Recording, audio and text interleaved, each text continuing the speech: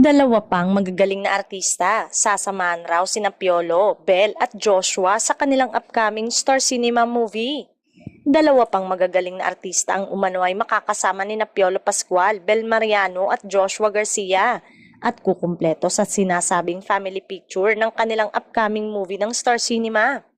Ayon sa ulat, isang versatile actress na hindi na bago sa industriya at isang actress na magbabalik sa nasabing movie arm ng ABS-CBN ang makakabilang sa isang bigating cast na siguradong kasasabikan ng maraming manonood.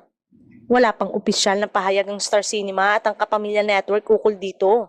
Inaasahan na makukumpleto at magiging opisyal ang final cast ng main at supporting characters ng naturang bigating pelikula na ididirect ni Cathy Garcia Sampana.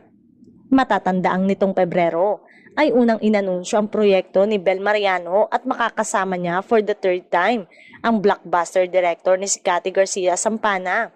Ito ang first solo project ni Bel matapos pansamantalang magpahinga ang Don Bell. Inamin ni Bel na kinakabahan siya lalo na't star-studded film ang gagawin niya.